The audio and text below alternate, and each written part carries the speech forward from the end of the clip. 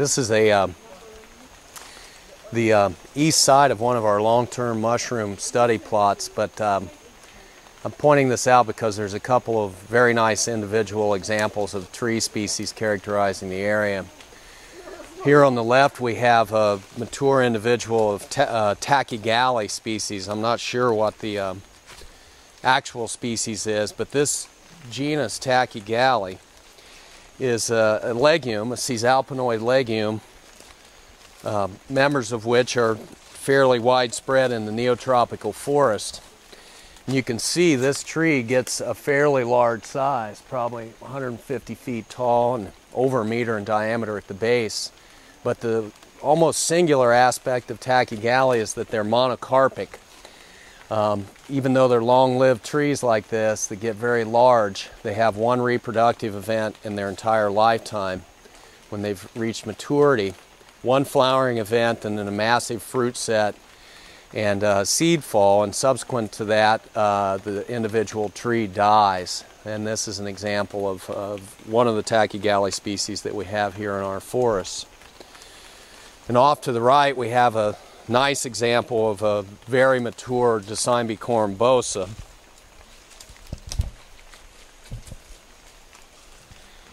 This is one of the larger individuals of this species that I've been keeping an eye on for a number of years down here.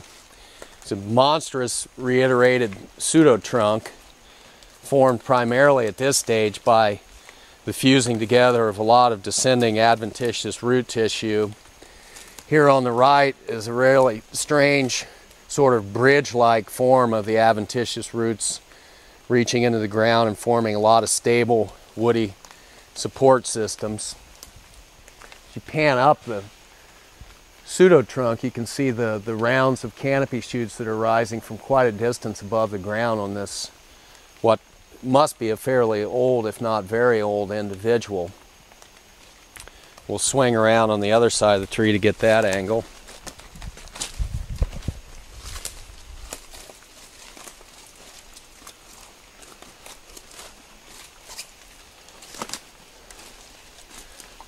And there's the root bridge.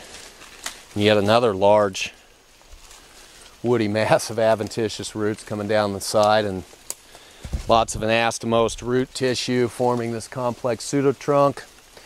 Very well developed crops of new adventitious root masses coming out, which presumably with time, as those reach the ground, will be able to start becoming woody and form yet another round of this root tissue that composes the trunk of these such an ancient and highly reiterated individual.